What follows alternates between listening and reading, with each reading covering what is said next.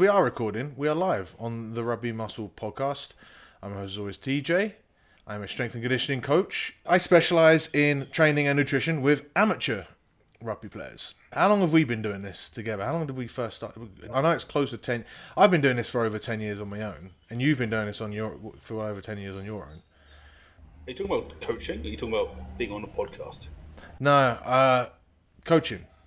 So funny, I was talking to Speedy about this the other day, literally 2 days ago, and we reckon 2014, 2015, Yeah. almost 10 years. No, I don't know, it must be over that actually.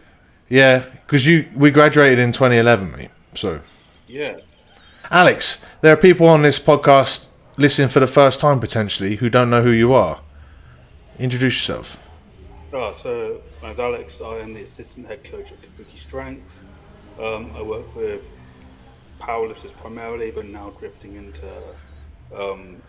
more military people, like mixed sports athletes and such like. Oh, that's cool.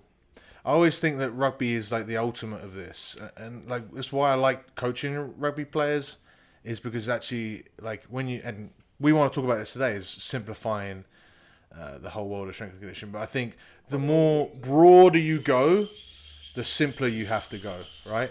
And I don't mean in the sense that broad as in the same sense that like you are now a very broad chap. That's not what I mean. I mean broad across the spectrum of fitness.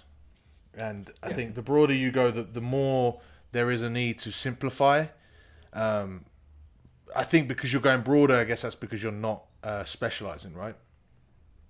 Yeah, you got more general qualities. So you think about it in like building up different qualities of like fitness or different physical qualities. That's probably the easiest way to think about it. Like you just have to be good at everything rather than being like a specialist. So I had a friend. She was the head engineer at some fancy company. It was like a startup, Google, Facebook type thing. And for each of her sub-engineers, she drew like a T or an I diagram. And basically, the top of the T was all the different skills, and the I was where they were specialists, but they needed to at least be rated like 3 or 4 out of 10 all along the top line Right. to be sorted, right? And that's kind of what you're looking at, rather than being a powerlifter who's like a 10 out of 10 to the strength. You're looking at being like a 3 or 4 or 5 or 6 out of 10 across like the whole spectrum. Yeah. And then you can always not even necessarily specialize, but you'll focus on a few of those areas to develop them. Because that's the other thing that I think people get wrong. And we've discussed this before, I think when we did the CrossFit podcast. Like, you over the course of a few months or even like up to a year, you want to improve all of those things, and you want all of those areas to go from a 5 or a 6 to like a 7, or maybe even an 8, right? But like the higher you go on that scale, the more you do have to focus more on those things. Like you've seen it in studies where they take brand new lifters, and you'll have them just, or not even lifters, just untrained athletes, and they'll do some walking, and they'll do some treadmill sprints, and they'll gain muscle. So, like, you know what I mean? Because they've done absolutely nothing. And so, like, that works to begin with. But then the more you get, like, the higher level you get, the more you have to, I say specialize, but it's not specialize. It's just you have to be more specific. Rather than, like, that there is a slight difference in the wording, I think. Yeah, no, I feel like there is. Like specializing is focusing only on that. Specific is also focusing only on that. How do I? I'd say specialized is probably task, specific is the training. Yeah, there you go. Yeah, always Definitely. use that one. That sounds about right, doesn't it? But how do I make this screen? Huh? You trying to share your screen? We ain't on Zoom, mate. No, I'm trying to make a bigger screen. What do you mean a bigger screen? You want to zoom out on your massive head? Because your beard. Yeah. Dude, my beard makes my head like 2 inches bigger. Like longer this way. It's fucking nuts. Is this like live? Yeah, it's on the Facebook group. I decided just to stream it just for the band. So anyone that is watching us live on the Facebook feed, say hi, give us a thumbs up, and we'll probably, if you have any questions, we'll answer them on the podcast. So before we get into simplification, we have, I mean, if this thing was better, it wouldn't say Facebook user. it would say who the Facebook user is. Do you want to read the question and I'll find out who the Facebook user is? Yeah, you find out, but we should be able to narrow it down. Okay, so I have had the pleasure of playing with both of you. Okay, what area of training that is relative to rugby do you feel is massively underutilized? Good work, fellas. Ah, Rich Bell. Did you find out who it was? Yes, Rich Bell. Oh, nice. Yeah, sweet as. Oh, he's played with us independently. Yeah, so I played league with him. Indeed. I've had the pleasure. Speaking of big heads. Yeah, dude, do you want to take this one first? Then I'll. What area of training that is relative to rugby do you feel is massively underutilized? Conditioning, aerobic conditioning. It's always going to be that, and it will. That's been. It took me a few years to really buy into it because most of the conditioning you do is like cool stuff. Like when you first get into conditioning and you first think, "Oh, I'm doing rugby specific." It's like, have you ever seen that meme of it's like the inverted U, and it starts out as like Oh, yeah, like Stone Age man, yeah, normal person. and then exactly, yeah. So the Stone Age man is, I should probably just run and lift weights because I want to be better at rugby. Then you get into like super analytical. Oh, I should do metcons. I should be doing Olympic lifts. I should be doing this, and then I should just get strong and just run. And like aerobic, like it took me a few years to figure out like the like non-stop continual benefits of just getting the most robust elite aerobic system you can just is the gift that does not stop giving, and like it just helps improve all areas of performance. And I think people don't want to hear that because it's, and at all levels as well, people don't want to hear it because it's boring, because like, and also because they don't think like they don't think it's enough. They think they have to do something more, and they'll feel guilty about only doing that.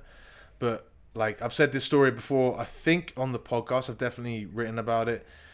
I had one guy, he's 37, and he was a lock, and he came to me in the spring season in the US, so which would have been March, or it would have been April, I think. He came to me and he's like 37. He's like, look, next year's going to probably be my last year playing rugby, as in like the next season. And I know I need to get fitter because I'm just too unfit. Like, what would you recommend? And he's a lock. I think he used to be a farmer, like well built. And I was like, look, you don't need to. You're plenty strong enough for this level. You don't need to lift any more weights. You don't have to worry about that stuff. Especially if you can only like you can't even get to the gym. You can just train once a week. Just go out for a low and slow aerobic run. Run 3-ish miles. Maybe just start at like 2 miles and build up. See what you can do. So, like, don't overthink it. Just do that. And just don't question it. Don't run too high. Don't let your heart rate go over 140-ish. And you're going to feel like that's too easy. You're going to feel like it's so easy. You feel like, what's the point? Trust me. Just do this. Just do this once a week, and see, and then we'll see where you are. Like, because, well, I mean, it's better than nothing anyway, right? So I might as well try and do that. He came back. Found out he did that for about 1 or 2 months. He then, after, like in the summer, went to 2 sessions a week, mostly, like still sometimes 1, or quite often 2, and he would just do a 2 to 3, and sometimes occasionally he would extend it out to like an hour, so he could get into like 4 or 5 miles, I guess, maybe even 6. I'm not sure. 6 miles in an hour is actually pretty fast going. That's probably not that. So, like, I'm not saying 10k in an hour is a fast pace, but it is if you're doing zone 2 work. Anyway, so he said, so he came back and he was like, yeah, I feel better. Let's see how it is. He made he played for the 2s, and like he, for the first time ever, was like carrying. He's like, I'm a lock. I've never known how to carry, but because he was like aerobically fit, he was able to, like, the game was just so much slower for him, and he was able to actually get involved rather than so many forwards. So many players in rugby are just so knackered the whole time. They're just doing their job and just trying to, like, they're just treading water. They're just trying to get their head above water. Whereas like aerobic work is learning how to swim, and all of a sudden this guy could swim. Week 2, he makes the bench, starts carrying, does really well. Week 3, week 3 of the new season. This is like less than 6 months away from when he said, and doing one session a week of aerobic training, he scored a fucking hat trick. Like, and that first try of the hat trick, I think, was like his first ever first team try at 37. Like, it's ridiculous, and like that story just goes to show the impact that actual like real simple aerobic work can actually get you. Because again, I've I've I beat this drum all the time, especially with these guys because they're my team that I coach. So I'm like, it doesn't take that much, but they want more flashy stuff because I think they're scared that this is not enough. It's too easy, or not even scared. It's just that's you're then confronted with this is how easy it needs to be for you to do it. Go fucking do it. So aerobic work, I would say. I'm actually going to disagree with you. All right. I will point out that my sport requires zero aerobic work. But right next to me, I have a little tool for resisted breathing to train spiritual muscles and a heart rate monitor. Because even though my sport requires zero aerobic and work, it's just that important to do. That I actually go out of my way to train it. But in terms of answering Richard's question, Well, how is that disagree? Sorry, how is that disagreeing with me? because I think something is more important. Something can be important, but something else be important there. What you're saying is more. Oh, so you're going to disagree with me after? Yes. I thought what you just said was disagreeing with me. I was like, no, you're saying the same thing. No, I absolutely agree with you. I think the area which is underlooked or underutilized the most is tactical. I think understanding the game and practicing decision making is I can't think of a time that people have sat down, maybe a couple of times, and gone, "Hey, this is the right way to make decisions," or this is the process. They start to talk about OODA loops and stuff. I think that's probably the most underutilized. Could be, yeah. Like, but no, I'll push back because I'm right. All right, I want to be right. No, Aerobic fit. 100%. That's actually 100% true. Like, because I think when you're so gassed, you're not even aware that you are making a decision. You are literally just trying to, like I said, you're trying to keep your head above water. And that's why I do think it is still most underutilized, because most people, they play rugby, but they're not in good enough shape to actually play rugby. Right? So let's go down that route, right? If we're going to say this, we're going to say, okay, good decision red, bad decision green. Right? If you don't know what a good decision is, you might as well be 100%. But I think most people are a little bit, but I don't think people can even be aware that the decision is there to be made. They're not even aware of the green option. You know what I mean? Yeah, exactly. That's my point. That they. No, but I'm saying they're not aware of that option because they're so gassed. Oh yeah, that's fine. But it's both. Would agree. Like, I think we're both. There can be two truths. Yeah, 100%. Let's just agree that we're both correct. Both 100% correct. 1A and 1B. I would agree. Like, because there's two ways to go at this. Because you do have different areas of population. I think you've got a good. If you've got a good decision making process in place, but you're not aware that process exists, like, because you're so gassed, like, it doesn't matter what decision making process is there. You're not thinking about it in the heat of battle.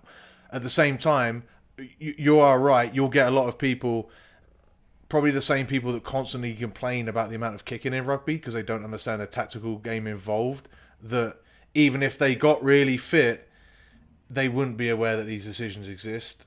So again, I guess it's like the Andy Good problem, right? Like, he's like so good a decision maker. Yeah. That he doesn't have to be fit. 100%.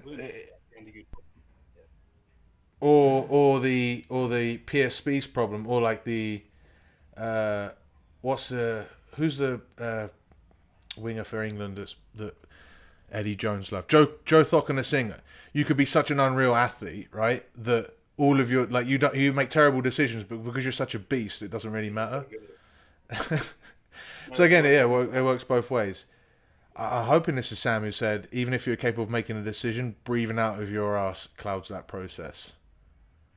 Like, can't disagree with that, can we? Like, I think it's true. I think you're right though.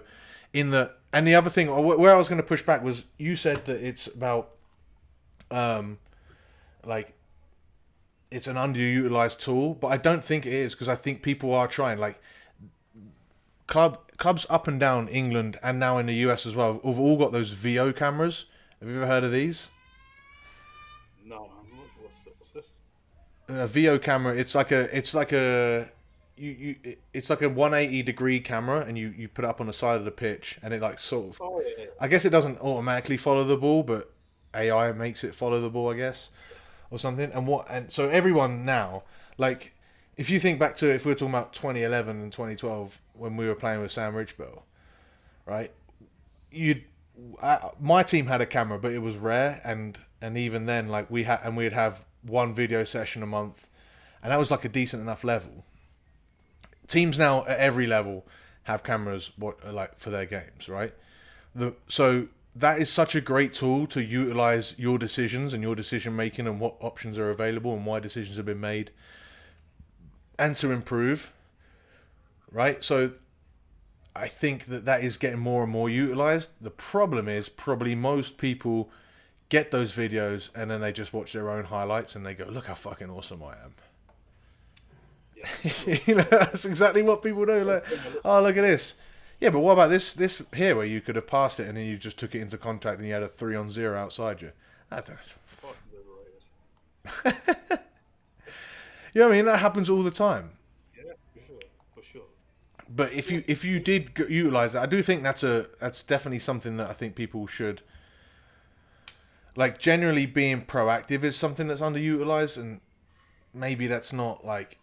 I guess it is an area of training, but it's the whole training process of having an idea of what you want to improve, and then trying to put a system in place to go about improving it.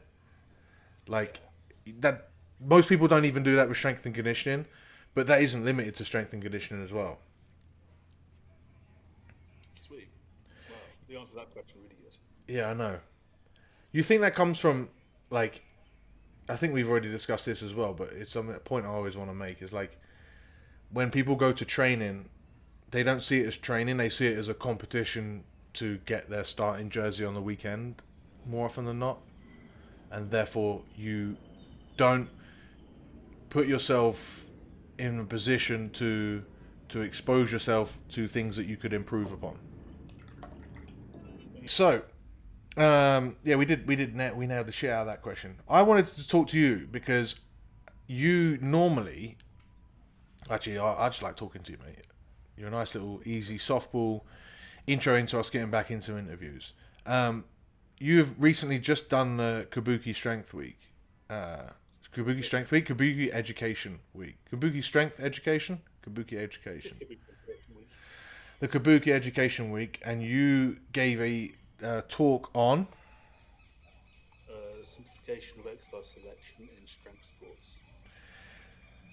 And I think that is very, very poignant at the minute because I have recently gone out and said that this is the year of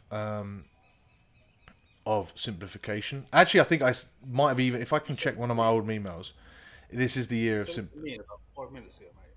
No, but I also sent it like a month ago. I'm not just piggybacking off you. I'm being serious. All right, this is the year of simplification because there's so much fucking noise out there. That I do think simplification is awesome and 100% necessary. Can we get some cliff notes on why it's so important for you, and maybe we can begin to discuss how we can go about it? So there was three main reasons I wanted to talk about simplifying exercise selection. One is really for coaches that a rising tide lifts all boats, right?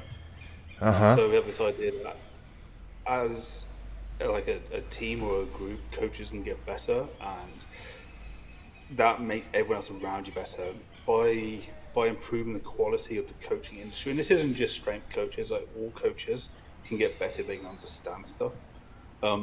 We end up having a more positive effect on people around us, and we can end up charging more money for people. Okay? Because I like to make a living. Okay. The second thing I wanted to talk about with it was basically I like talking about it.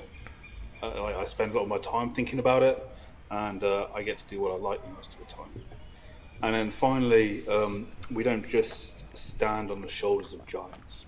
Okay, so it's quite a selfish reason that if I can educate people about exercise selection, then they get to go away and think about it and improve on what I did, and I can learn from them and Yeah. like improve on.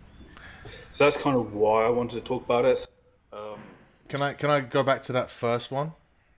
yep, So, uh, I've spaced on what that first one was. It it was wasn't entirely different things. right.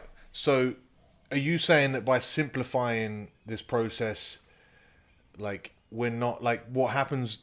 What can tend to happen with strength and conditioning is we overcomplicate stuff, and a lot of boats get left not being risen with the tide. I know I butchered I the would argue, metaphor, but you get the point, right? I would argue, what's the most important thing to do at training or to do in training? And I'd argue that it's showing up is Yep, probably a big thing, right? 100%. Yep. So I mean, it's fundamental. If people understand something, if something is simple, if something can be kind of brought into easily, they're much more likely to show up and do it, right? So I think that's kind of where the kind of gold is that people like there doesn't need to be people left behind if they can buy in. Okay? So that's kind of what I think I'd say about that part. Um, I feel like I didn't really explain anything there, though. No, you didn't. Okay, sweet. Like, I get like why you decided it was important to you. So I mean, you did explain that. So what's the actual question? What did I miss? So we've kind of already. That's why I push back on the question, right? Is what's the purpose? Like, why is it so important that we need to simplify? Because obviously, I have my own ideas. Because I've said 2023 is the year of fucking simplifying. And I think the main point is, I think all of those three, everything that you've said ties into like what we just said at the end is getting people to do it, right? I think the biggest problem we're having at the minute, or I find that people have that get solved at the minute by my coaching, but also get solved by whatever program or whatever process you can. I think the biggest, one of the most common problems I see people is overwhelm, because there is like it used to be, right? If we go back to when we first started this, we first started coaching athletes because there wasn't the information available, right? There just wasn't. You had to go to bodybuilding.com and like figure out, oh, how does this sort of, T Nation, and figure out, oh, okay, what does Poliquin recommend, or how does this sort of apply to a rugby player? Oh, here's one per. I remember watching the same All Blacks video that they did of their one gym session this one time over and over again, and I was like deciphering it. I was like, fucking, oh, okay, Byron Kelleher's there doing like weighted pull-ups. I'm like, okay, weighted pull-ups is the thing that I've got to do. And then there's one guy doing like just a warm-up, and I'm like totally overthinking this warm-up thing. I'm like, oh, he's just doing like just a general warm-up, right? Now, like, you could take 4 shits in a day, and you could have an hour and a half worth of all different, like opposing, agreeing, like normal, like obvious, and then like completely random and completely unthought of and completely out of the box ideas, all sorts of information as to what you could do specifically with a rugby strength and conditioning program. It's fucking mental, or how you could apply getting in shape, you know. And so now Yeah. the problem is that everyone is so overwhelmed that they have no idea where to start. I was saying is, I think our job now is, it is still complicated on the back end. That's the other thing that people don't like, that gets lost with this, is we try and simplify it on the front end. You know, you're just doing a back squat, or you're just doing a front squat, or whatever. That does not mean that there isn't reasons as to why you're doing those things, but it also doesn't mean, and this is the other reason I think people get overwhelmed, and it's hard to make things simple, is because they want a good or a bad answer. You know, front squat's bad, back squat's good. or you know what I mean. They want something that's the best, and they're afraid that whatever they're doing is not the best, rather than everything is on a spectrum of specific slash useful, versus general and like wasting of your time. Everything's on that spectrum, and there's different plots and different areas for different people. And so when they don't ever find a this is the best answer to do or this is the best thing to do type answer, they struggle to understand that. But then that's where things get complicated and they get overwhelmed, and then they get more. They think they keep searching because they want the best answer, but there is no the best answer. There's just let's give this a fucking go and see where it goes. Yeah, I mean, you touched on earlier, mate, the duality of truth, right? Where both people can be right at the same time. Yeah, mate, we are doing all the callbacks in this episode. Proud of us. For real. Yes. So you touched on something which is kind of interesting, where you're saying people want simplification, but they don't want to make decisions, or they don't understand the decision to make the process. So I actually defined simplification as a reduction of a number of steps in the decision making process. Nice. Okay? Yeah. And then I went down. I was like, okay, well, simplification done well is reducing the number of steps in the decision making process without losing any of the accuracy. And that's really what you're looking for. Yeah. You're looking to make the least choices you can without fucking up. Yeah. So, for example, when you're talking about a squat to build strength for rugby, like what actually are you trying to do? Or what's the most simple way of thinking about it? It's like, hey, you're bending your knees and bending your hips. Mm-hmm.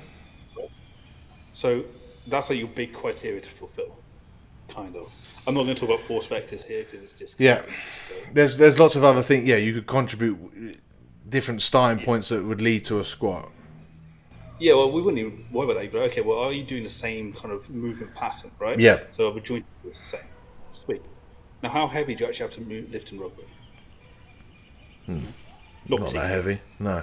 Like the absolute most, lifting wise, is 160 kilos, right? That would be the absolute most. That would be the minimum effective criteria to get to max out your potential. I'm saying the actual most you have to actually lift. I'm not saying like the most force or anything. Oh yeah. Like, okay, yeah. No one bigger than 160 kilos. Who the fuck is lifting 160 kilos? Yeah, you wouldn't have to lift that much, mate. Yeah. But anyway, yeah. Yeah, so the load potential on any exercise you select doesn't even be that high. No. So now you basically get to pick any squat variation you like. As long as it fulfills the criteria that you're bending your knees and your hips, and it's relatively like heavy-ish. And it's challenging. Yeah. Yeah. And that's basically where it gets to. As long as you're fulfilling criteria which are important to the sport. Well, that's the thing, right? It comes back to, and I have given a little bit of a rant on this. Same thing with the people wanting the yes or no or the good or bad answers, is that people are putting in the wrong criteria. They're already coming at this question as I need to back squat, right? Like that's not that's the criteria. No, that's not how it works. Like they're coming at it from the wrong. Rather than looking at the outcomes they want, they're looking at I need to gym. What's wrong with this program? And that's fine because that's a simple that's where they've simplified it as best they can, but then they've lost the accuracy in that process. You know what I mean? They've then taken the accuracy and gone to powerlifting. They've gone to 5-3-1, or a lot of people go to CrossFit. You know, which is like it's okay and it's simple, and so people will get for good results, like decent results with that stuff, because they're actually going to do it, you know, as opposed to going in and figuring out what they're going to do each time. That's I don't think anyone really has ever got good results doing that. No, I don't think so. Yeah, like you're like this idea of precision versus accuracy versus like. Are you shotgun? You must have shotgun. Yeah. Right. Yeah. So you know when you're shooting a target, like you can be precise but not accurate. Like if your grouping's really good. Yeah. But you never got one in the middle zone. But you got them all. Yeah. You hit the paper on all of them. Yeah. So that's kind of what they're doing. They're kind of like, yeah, they're doing something really well, but it's not what they want to be doing. Like, it just doesn't tell you Yeah, they're doing it any good sort of enough, exactly. And so what they're missing is some real simple enough tweaks that they've shown the consistency that if they did that simple tweak, that could be a game changer. yeah, Like for real. that turns into being decently accurate at close range to headshot, headshot, headshot, headshot, boom, Jack Reacher style. We gonna say good target shooting. How jacked is that man? Huh? How jacked is that man? Oh, the Amazon Reacher. What's his? Yeah, man. He I always says think his of him prayers from. fucking well, man. I just remember him from Blue Mountain State, which if you haven't seen, you definitely should watch. You really like it. No, I've seen Blue Yeah, Mountain State. that's what I think about when I see him. You know the oil change scene? I had to explain to Kitty what an oil change was the other day. In oh yeah, in Blue Mountain State, mate. Yeah, Let's not go down this rabbit hole of Blue Mountain State. you get I completely yeah. forgot that Jack Reacher was that fella. I was thinking about Jack Reacher as, Jack Reacher was based on a rugby player. No, I didn't. I think, I think it might have even been Lawrence Dallaglio. Like, because Lee Child is Welsh, and it was like the tall, blonde. Yeah, I'm pretty sure it was Lawrence Dallaglio. He got better looking, didn't Yeah. he? I don't know. People thought Lawrence Dallaglio back in the day was a stud, so. I mean, who am I to argue? It's not really my area of specialty. Oh, what? I don't know. I don't know what you're saying by that, mate. Actually, you call me stupid, so go I'm fuck just saying yourself. I don't. Oh, sweet later. Um, Let's go back to the yeah, podcast. What the hell are we yeah, talking about? we were talking about specificity and simplification, Right. but we kind of covered it when we saying like they understand what the end result you want is. And the more And specific you could be with that, the better. I, I also think the more specific you can be with that, the better it helps with the consistency as well. Like a plan is good enough if, like, it's good enough to paper over some cracks to keep you because then you're just focused on the improvement process. But if you've got a real good idea of exactly what you want, you're more aligned with that improvement process, and therefore you're more emotionally attached to it, and therefore you're more likely gonna like stick with it even when you don't get that immediate reward of results over the first few weeks. Like if you could just stick at the process for like a long enough time without needing the gratification of a result every however few weeks to like if you never ever needed that, imagine how well you could focus on something. But we're all emotional beings and that's what we want to do. yeah, I wouldn't be maxing out my deadlift every couple of weeks. You should know better than that. But like I do think that's really really important, and that helps you. Like I've thought about that as well with myself, is that like I think this is the cool thing about one of the cool areas of rugby strength and conditioning where we can bring that back to like what you were talking about with military personnel and being good across the spectrum, is that in a way like it's quite cool in rugby that you get to choose the different areas of how like you want to improve as a player and then work at those, because that feels cool when you're a lot more aligned to training like that in the gym, to feeling like you like it's just more fun in the moment and long term, because like I don't know, you're probably not listening to this if you're really interested in like bodybuilding for bodybuilding's sake. Like there are so many other podcasts you're going to be listening to where like people just nerd about that stuff. Like, but for me, I know that never worked really for me. Like, I remember trying to train like, and I remember once when I first retired from before I was a grappling champion. I first retired from rugby and I was like trying to figure out like how to stay motivated in the gym, because all of a sudden I was like, what the fuck is the point of this? And especially after I got really lean, then I was like, all right, now what the fuck do I do? Because I ain't really gonna gain that much muscle anymore, which I was also kind of wrong about, but I just wasn't in the like definitely just not motivated to wait for that process. I remember it was either when I interviewed Brett Contreras for the podcast or it was before or after, and I said how do you say, like, because he doesn't compete in anything or anything, but he's absolutely yoked to the fucking roof, and he is strong as well. Like, I was like, so how do you do it? And he's like, I just set myself a few lifts that I want to improve upon for a few months, and that's it. And I go about that process. And I tried that, and I was like, nah, this is boring. I'm so like, as soon as it gets tough, I'm like, I'm out of this. This is not really? cool. No, Yeah. I do that. So Basically, I just do the same lift until I get bored of it. yeah, I get bored of it in 3 weeks. Like, but that's the cool thing about rugby strength and conditioning, and probably like being quite broad on this spectrum, is that you get to take the easy gains everywhere they come, and usually like it's it's just never that hard to continually keep improving. You know, like your first year of doing zone 2 work, oh my fucking good god, like you make unbelievable progress.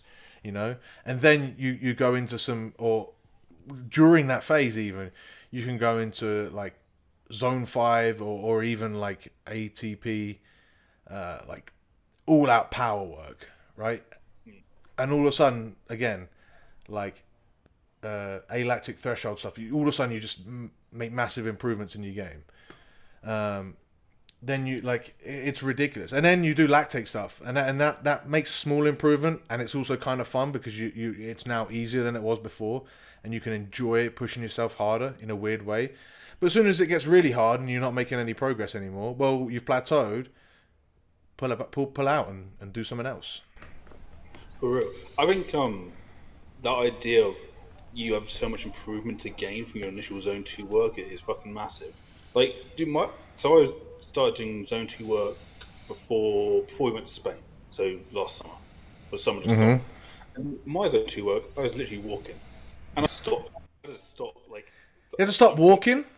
For real, to stop. Hilarious. I mean, I was walking up like a hill, like big. Like, You're also really unfit. That's the point you're trying to emphasize here. Yeah. It's super unfit. Yeah. Dangerous. But now, I'll swim. I don't know. I swim like half an hour, like non-stop. Swimming's rough for zone 2. You must be a good swimmer. I used to swim nationally. Oh, okay. For Guernsey, that's not nationally. Guernsey's not a nation. Mate. Nationally ranked competitions. Okay. In UK competitions. All right. Yeah. I used to be a county swimmer as well. Oh no, East County, East Hearts. I mean, a lot of rugby players used to be swimmers. I've never made that connection. Really? Yeah, I know plenty of rugby players that can't swim. Yeah. Well, maybe I'm just wrong then. Maybe I'm just basing it just off me. A real N=1. Yeah. Just project you onto people. But yeah, like, there's so much to get in zone 2 work. People just not. Yeah, and it's that's been hammered home to me ever since the Alex Viada pod I did a couple years back now. Like, it is a free lunch as well. It's just time. It is just time. But other than that, like, I have people do zone 2 work the day before a game, day after a game, like whenever they can get it in. It's and like the biggest issue I have with zone 2 work is actually two issues. Number one, it's too simple, right? People like, what do you mean I'm just doing this? Like, what? And it takes a while to get the buy-in. Once you get the buy-in, it's like, that's great. The other problem is, it's just quite time consuming. Like, yeah, it does add up, but I don't know. Like, I have guys. One guy who's trying to break a world record bench press, and 3 days out of the week he's doing either tempo work or just low steady state work. Yeah, because I mean, also that stuff. Like, I know this is not what we were supposed to be talking about, but like, this is the aerobic work. Also, like, it helps you train more, right? So that's the purpose that you're doing it for. It's not just. It is so it helps you play so much better, but also like it helps with all of your training, and that's a big reason like to add it in, because you could do, and I've done this a lot of time, that I'll start, and we can talk about this because this kind of shows a simplicity on the front end, but on the back end people don't think about this. Is, say if someone has 4 days of training available, it doesn't matter if they're in season or off season really, I'll more often than not just do 2 sessions of lifting and 2 sessions of conditioning, and that condition will be 1 Q like steady state and 1 tempo work. And because most people have already been doing 4 sessions in the gym of like powerlifting style stuff to try and eke out whatever they can on their squat, even though their squat's just not efficient and that's not necessary anyway, or bodybuilding split or whatever it is. And that's not like a slight on these people because they just don't know, right? And because they think that that is the like that's the part that they need to complicate. Well, actually, the complicated part is introducing that zone 2 work so that they can get fitter and then be able to do like to number one, play better on the pitch, but also train better, recover better, all that good stuff. That like, and that's so easy to reap the benefits of, and so easy to do. And then in the 2 sessions a week, all of a sudden, because they're like much more focused and you're not doing, you're not chipping away at your discipline and you're recovering better because you're only doing 2 sessions. All of a sudden, they make so much more progress in those 2 sessions as well. Like on the front end, you're thinking, what? I'm only lifting 2 days a week and I'm only doing this real obvious, like basic aerobic work. This doesn't seem like this is the solution for me as a rugby player. In actual fact, like because it seems so simple, in actual fact, it actually is 100% the solution because of the complications on the back end. Because like this is how you need to get your heart more efficient, and this is how actually you need to lift a little bit more specifically to what you need to do. And actually, if just doing these things right is going to give you much more gains than doing 7 different things kind of right. Yeah, for real. I mean, if we take it back to that simplicity idea of reducing decision making, we Yeah. can basically go find out what's going to be the lowest hanging fruit, do that, which 90% of the time is going to be the aerobic work, right? We can go, Well, what's the lowest it's hanging fruit? one or the other. So I also have people. Actually, no. Even then, a lot of people come in that are. I was going to say aerobically efficient, but that's not true. They're just not. They just do a lot of conditioning. But even then, most of that conditioning is lactic stuff. Like it's anaerobic intervals or some sort of sprint interval. So then, even then, doing the aerobic stuff because they've still got a decent work capacity because of that and decent not even work capacity as opposed to just like mental. It's the ability to suffer. Yeah. But not even suffer, right? It's just ability to. I guess it's suffering boredom of for lack of anything else. And they are afraid to lift heavy enough, and they're afraid to like pack on the weight as far as like eating calories and stuff because they want to stay lean and they're worried that like putting on weight is going to make them less fit. And they're also because people often associate being fit with losing weight, which is again another misnomer, right? But they either come from that end they come from that end of the spectrum where the low hanging fruit is actually, hey, let's just get you on 3,000 calories and have you eating properly and fueling yourself for this amount of like this work that you're doing, or let's get some decent enough volume in so that you can actually gain some muscle and gain some real strength here because that all of a sudden can make everything else easier. Like same team, I could have another example of a guy that he was a bit of a feeble 9 or a 10. He's now been playing in the centres and has been smashing it and been leading defence as opposed to like because he's always had that low hanging fruit of pushing himself hard enough in the weight room. But now all of a sudden everything becomes easier. And again, you're probably right though in that zone 2 is still the low hanging fruit that most people just ignore because they don't want that they they don't want it to be that simple. Well, like you said, it's just fucking boring, Yeah. right? Like, I mean, how many like are you Netflix? Do you do it? Do you podcast? Do you do music? I'll find something interesting. Like sometimes I'll watch rugby. Sometimes I'll watch jujitsu videos, and then sometimes I'll watch like educational videos. The educational videos more often than not. Oh no, this is when I'm doing it on the elliptical only, which is actually not is a lot more rare. I usually just go out and run, and it's my time to listen to just to some like I'll either do one of two things. I'll either one just go without headphones or anything, and I'll just run and I'll use it sort of like as a meditative type session, which first 5 minutes I really don't want to do, and like which shows to me that I need to do it in a way, like or even not first 5 minutes, like because I'll usually do it first thing in the morning. I'll spend the longest time just faffing around. Like I'll make a coffee and it takes me half an hour to make that coffee just because I'm like, oh fuck, I've got to go out. They're the best coffee And then I ever. always regret it because it's like much later in the day by the time I do get out, and I'm like, ah, should have gone out. But anyway, it's doing that. Like always, at least 10 minutes in, I feel great. I'm like, yes, this is great. I feel so much better. Or I'll listen just to some nonsense podcast or entertainment podcast. Yeah, meditative. That's even worse though than like, well, not worse, but that's even more boring. Like, Well, because you don't have to like when you're out running. I can't run at the gym. If I go to if I'm doing zone two at the gym, it has to be the elliptical, because I can't run and watch Netflix or watch something on the screen. yeah, I'm looking around, right? Because I like so the water's like 10, 15 meters deep. Coming No, across no, the no. beach. So, yeah, yeah, yeah. No, when you're swimming, it's different. Yeah. Okay, Yeah, but you're looking otherwise around I'm when you swim.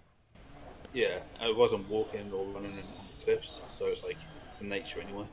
Yeah, that's cool. I no, my swimming's still always been sprints or nothing. I'm not a big fan of swimming because I think, Do you? well, unless you've got the skill level you have, it's different. Like if you've got the skill level you have, great. But a lot of people will say, oh, I want to go do some swimming. I'm like, yeah, but that's just like your heart rate just bumps up way too high, and then you're kind of screwed. Yeah, it took a lot of the summer to learn to not try so hard. Yeah. I am tracking. I know exactly. I don't know exactly, but I know close enough what 40 grams of protein per meal looks like, and Yeah, I'm never like there are people that eat and they don't think about protein. like like Most most people people don't have the just like time to do that. yeah, well, I do. You do. Yeah, yeah. No, I'm not saying you don't. I'm not saying you're like that's cool. Yeah, and I live like I don't know. I can throw a ball to the beach. Oh yeah. Yeah, it's like 10 meters that way. So sweet. Wait, you swimming in a wetsuit then? No. Is it cold? Yep. How many calories do you eat in a day then if you're doing this stuff? Because you're still.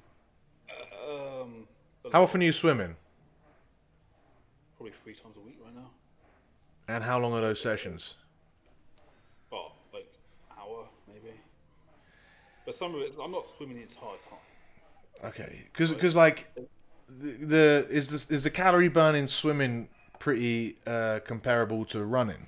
Because I'm assuming like No, because running you've you have the got thermal effect of the eh? water.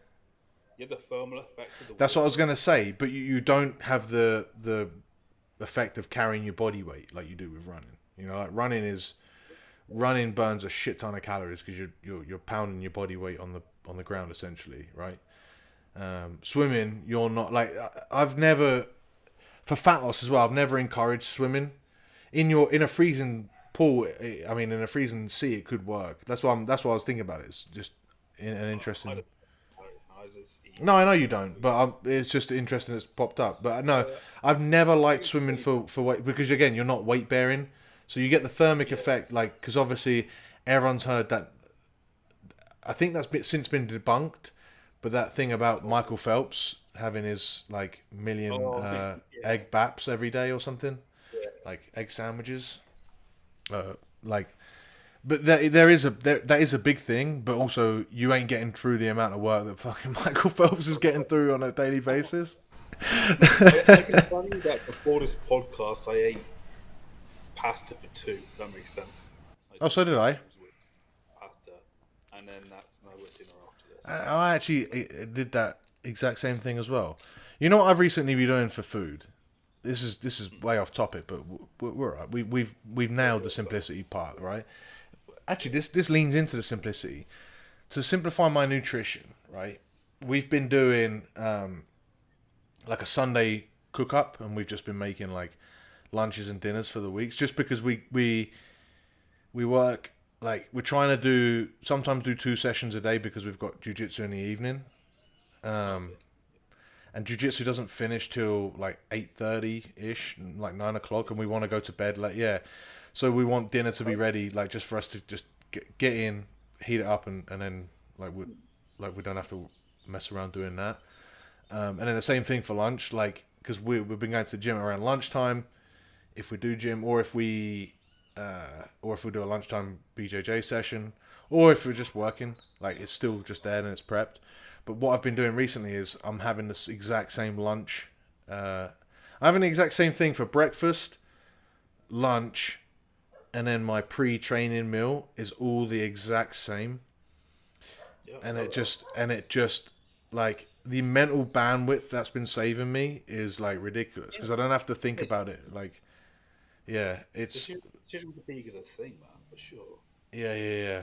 Like same thing for like training as well, right? I guess it's the same thing, right? Rather than think about what you got to do, it's a bit different because the nutrition side of things can be a lot more simpler. But for a lot of people, it's not, right? For a lot of people, it's like that's where tracking their calories using MyFitnessPal comes in, and I think actually it's overwhelming at the beginning, but it can. But reality is that is also simplifying stuff because it's turning everything into protein, carbs, and fats, which people, and again, that's probably the least decisions, but the most accurate, but the most.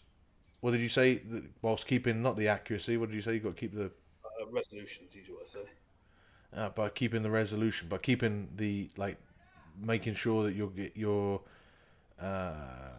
being specific with what you want, right? That you're going to be as specific as you can if you're doing protein, carbs, and fat. For the most part, there are ways that people will fuck that up, but normally, like you learn from that pretty quick.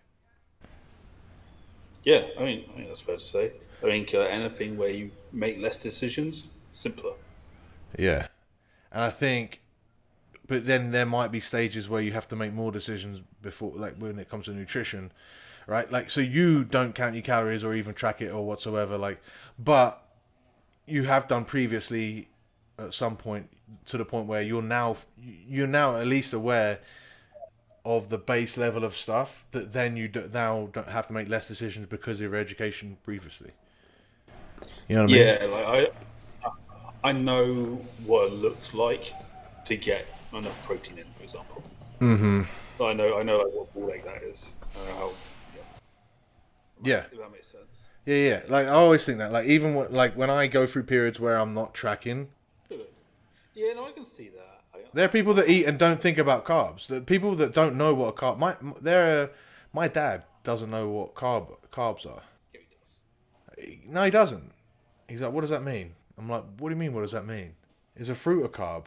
Like, so what? But I thought fruit was healthy. Like what? People genuinely, Oh, people don't know. Like, so you know what I mean? And I guess yeah, like man. again, Go on, that's Scratch. simplicity on the up. Do you see me just slide there? Nope. I think this means this is time to end this podcast, mate. Okay. Is there any final things you want to say about simplifying strength and conditioning that you might have brought up on your talk, but we have not discussed? Um, the simplest way, or the easiest way to simplify your training, and easy and simple aren't the same, um, is just to get a coach. Just outsource every single decision. Yeah, 100%. Like, not just in training, right? To simplify anything that you want to do, getting a coach is like a superpower. Oh, yeah. And I think we probably say this every single podcast as well, but like, it just is like modeling behavior and like modeling what you do on someone who's already done it. It makes life so much easier. Well, it frames the decisions better that you have to make, and it also eliminates the decisions that you thought were important that are not important. Oh, yeah. You know what I mean? Yeah, most people think there's nothing is that important. There's not a lot of things which are super important. But again, that's like a real simplification. The amount of times I've had clients and members message me with like, "Oh, what do you think I should be doing for recovery?" And I'm like, "No, you don't need to do anything for recovery. Like, you're fine." Or mobility. The amount of people I've turned off of mobility work, like, it's just a waste of time. Like, what are you doing? Like, what are you trying to achieve with this mobility that is not being achieved through the weight training and the actual movement training and everything that we've been doing? Most people can't really answer that. They want to be more flexible. For what reason? Like, and then all of a sudden, here's this whole thing that you thought was a thing that you had to do, and you were figuring out like how to do that perfect. All of a sudden, that's just off the table. Yeah. You know? Like, Yeah, or like over analyzing your lifts. I was talking to Steffi Cohen the other day, a couple of days ago, and she was like, "Yeah, good enough." And like, she's got what, 5.5 times body weight deadlift. Jesus If Christ. if she says like it can be good enough, then like it's probably good enough for everyone listening to this. But again, that's the same sort of way that people, rather than just saying, "Ah, fuck, I've got to go out and I've got to do lots of slow running to get fit," rather than do this, it's the same thing. "Ah, fuck, I've just got to keep lifting for another 3 months So she, to get stronger."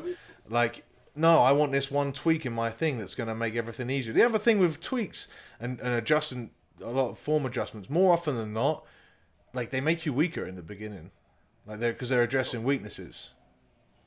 and like movement variability is a good thing, but movement variability when performance is like the key is Yeah, often like yeah like pretty negative in the short term. yeah, and also it's like making an adjustment to your lift to lift heavier doesn't make you. That's not making you stronger. Like that just meant that the number on the bar is higher. Like you haven't got stronger by making this Which is the adjustment. only thing that matters. No. Yep. Yeah. Powerlifting isn't powerlifting. Uh, it No. is in how long is a powerlifting meet? Oh, they can be long. All right. Maybe Okay, but if we take a snapshot of your performance, it would be a total of less than a minute, right? If you just combined the three lifts, the three oh, attempts, all nine from lifts. it could be maximally 9 minutes. No, but no one's lifting for nine. No, I mean like the actual time from the beginning of the lift to the end of the lift. All right, let's say even a maximum of 9 minutes. All right, Yeah. that's how long the number on the bar matters, right? Other than that, it don't matter. Yeah, and for bragging rights. Oh yeah, shit, that's really important. And all and for girls to like be like for guys, girls are really impressed. No, they're not. Yeah. Guys, only guys are impressed. And actually, for girls, guys are actually impressed. Definitely impressed by girls lifting heavy. Oh, That's actually true. And girls are as girls well. Girls are really impressed by other girls lifting heavy. yeah, do like do Guys are you but girls aren't impressed by any guys lifting heavy ever. no, it's expected. If you don't lift heavy, yeah, I don't well, know it about is. that. You're not strong. Anyway, we should probably wrap up. Yes. All right, mate. Do you want people to find you and stuff? Yeah, you'll find me. All They right. can go to kabukistrength.com. They can go on my Instagram, which is Coach Alex Kabuki. Are there underscores in that, or is that all one word? There's probably underscores in there somewhere. Between them Cool. both. All right, rugby-muscle.com for all programming and coaching. I would appreciate some comments in the YouTube. If you have any questions for next time, I'm going to get Alex will come back on. You want to come back on once a month or something like that? A little, maybe less, maybe more. We'll see. Actually, definitely not more.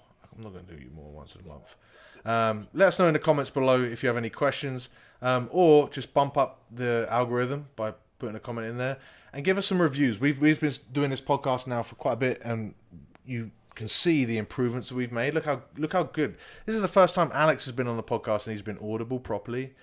Like, I'm so chuffed. You're still echoey, mate. I don't know why. Why is that? I can turn it down. Have you got it on the? How's that? Oh, mate. Oh, you got to hold it closer to you. You sound so much better. Oh no, just turn the echo down. No, but you held it when you hold it close to your mouth, like it's much better. I would do like mine's here off to the side, but it's high. I have to stand it up. It makes a huge difference. I'll put it here then. Yeah. Is that better? Happy? Oh yes, I mean if that doesn't read deserve a 5-star review on Spotify or Apple Podcasts, I don't know what does.